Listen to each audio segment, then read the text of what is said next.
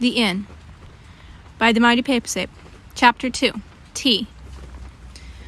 The humblest tasks get beautiful when loving hands do them. Louisa May Alcott. They all took a step back, and Polly gasped under her breath. The woman in front of them was tiny, about 2 or 3 feet tall. She looked rather like a shrew, with a long, wrinkled nose on which perched small spectacles, and near invisible black eyes. The hair that covered her head and back was more like porcupine quills than hair, and she had long black claws that held in one of them a little lantern. Her chest was covered in soft red fur, and around her middle she wore a tiny black apron. Sorry, Polly said, but, what are you? Oh, I'm a flixer, obviously, dear. And now, you're all awfully wet. Would you like to come in and have a nice cup of tea? That would be lovely, Lily said.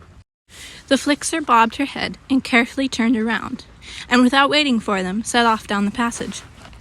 Polly wondered if she'd forgotten about them that quickly. They were all about to try and squeeze through the small door when the gnomes suddenly became fleshy. Their clothes turned to real fabric, and the mushroom one opened his little round mouth and said, "Wait! Pay up, bucko!" "Ack!" said the one with the fishing pole. "Yes, pay, now." "What?" Polly asked, completely confused. "Pay how?" "Well, whatever you have. Useful things, interesting things. But you gotta pay both of us, me and Fish." "Why?" Jason asked. "Because you're too tall, obviously, and we have what you need to fit."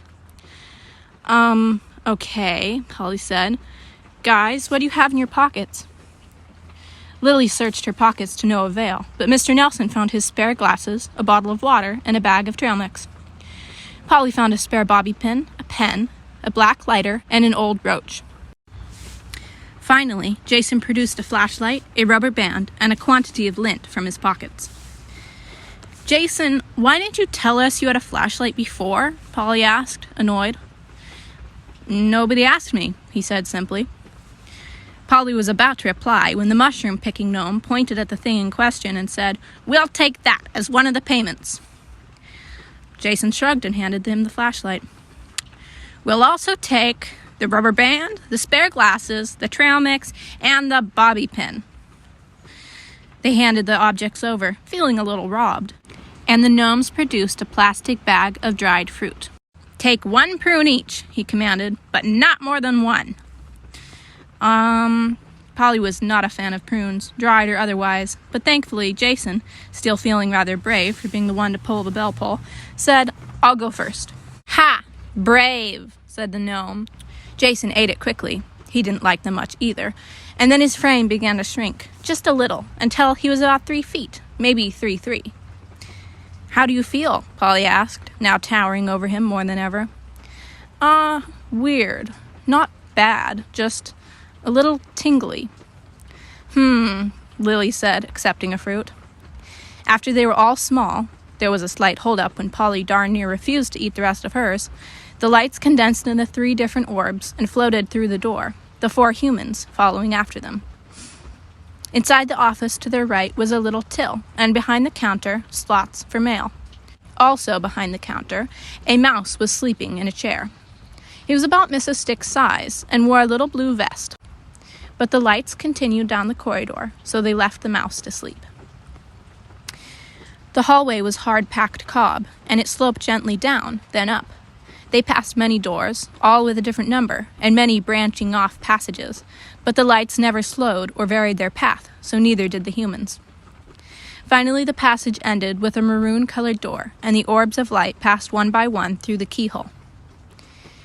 After exchanging a glance, Polly turned the knob. It was unlocked and opened into a slightly circular room with a crackling fire across from them.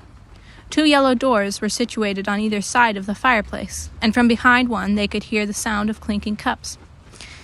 Once inside, they all breathed in the smell of warm earth, rosemary, chai tea, and wood smoke.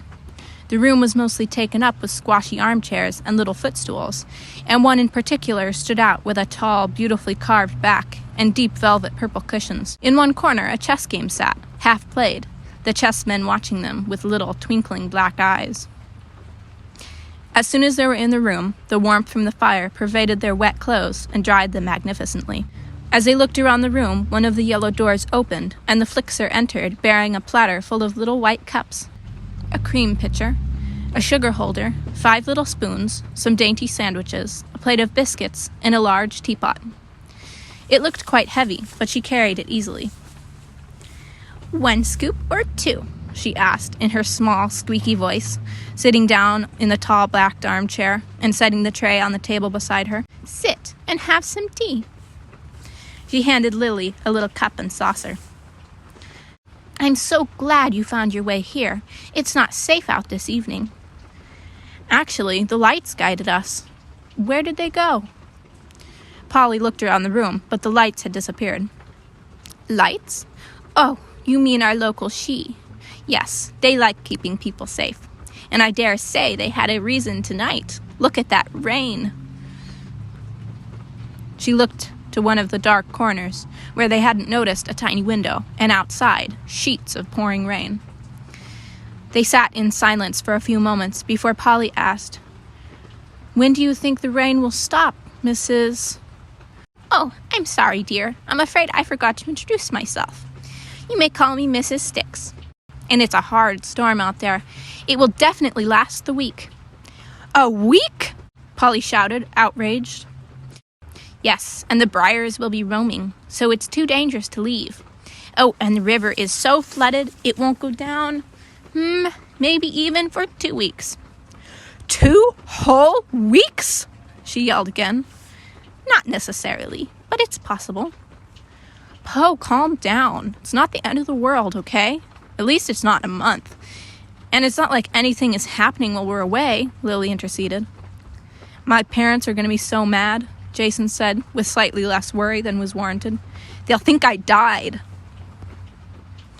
Polly sort of gasped, or maybe choked, it was uncertain, and half moaned.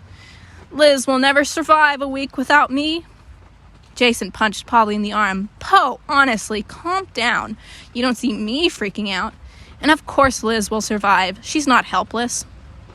Polly glared at him. I know she's not, but I have important things to get back to, and ow! Stop punching me! Jason rolled his eyes. What important things? Important things! God, stop, you two. That's not helping the rain stop or the week go faster.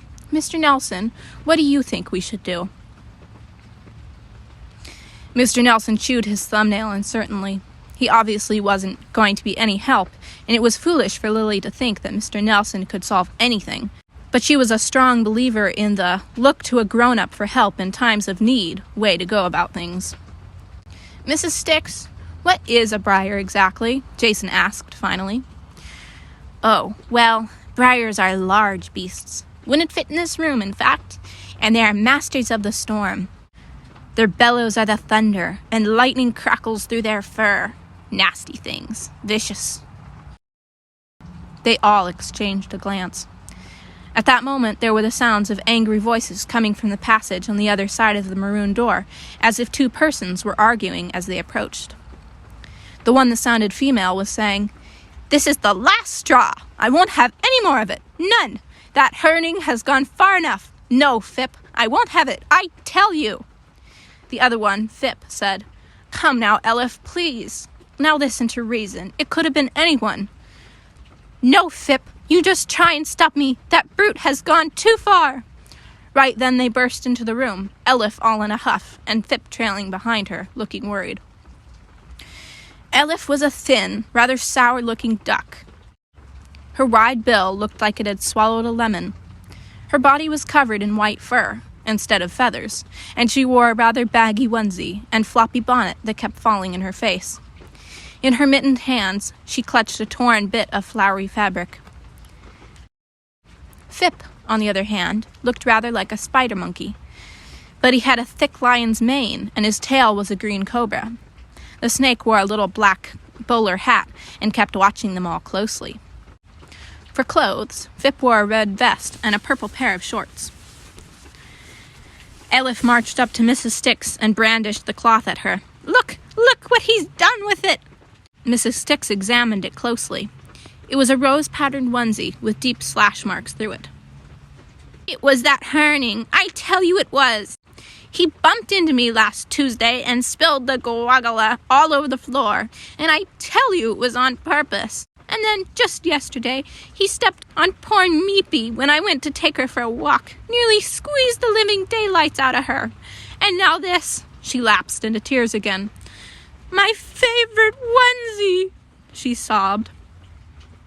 Mrs. Sticks said in a no-nonsense tone, "Calm yourself, Elif. I won't have you in hysterics." She smelled the onesie once more, sneezed, and said, "Tell me what has happened." My room is in shambles." "We must go to your room. I must examine it carefully. Come, children. You must not be left alone."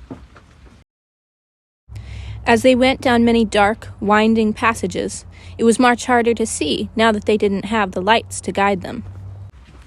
The passage turned sharply at one point, and they stumbled down some stairs, went up a short slope, and finally arrived at a door with the brass number 2004. Mrs. Sticks let Elif unlock the door with her key, and then gently pushed her aside so she could enter first. The room on the other side was in a terrible state of disarray. Bedclothes had been ripped and thrown haphazardly across the room. The curtains had been shredded, the small chest of drawers turned on its side, its contents spread across the floor. A vase of flowers lay broken, the poor things trampled terribly. The wallpaper had deep, ghastly claw marks running through it, and poor Meepy, a cross between a miniature poodle, an elephant, and a toothbrush, cowered under the bed, eyes wide, shaking uncontrollably, and probably in desperate need of therapy. "See what that brute has done to my room. I won't have it. I tell you I won't." "Excuse me," a deep, cool voice said from the doorway. "Am I intruding?" End of chapter. With a long, wrinkled nose upon which perched a small hen, a black lighter, and an old roche. And the gnomes produced a plastic bag of dried flute. "Ha! Brave," said the gnome, handed it. Also behind the counter, a mouse was sleeping in a chair. But the lights continued down the corridor, so they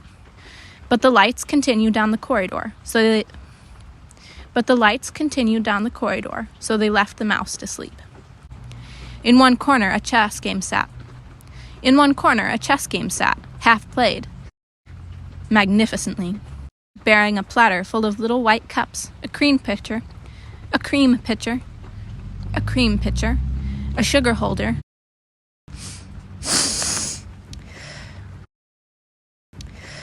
Sit and have some tea. I'm so glad you found your way here. It's not safe out this evening." Where did they go? Polly looked around the room, but the lights had disappeared. "Stop, Mrs. Oh, I'm sorry, dear. Sticks. And it's a hard storm out there. A week?"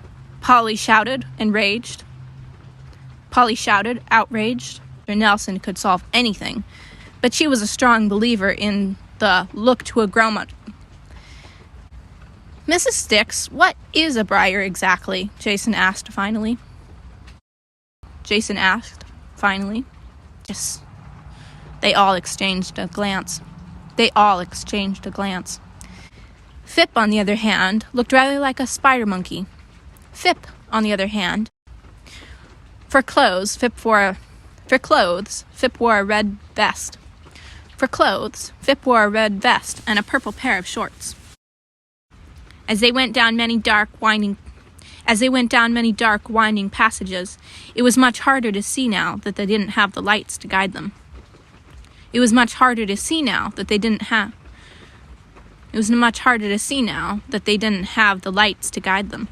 Door with the brass number 204. Mrs. Sticks let Elif unlock the door with her key, and then gently pushed her aside so she could enter Blah.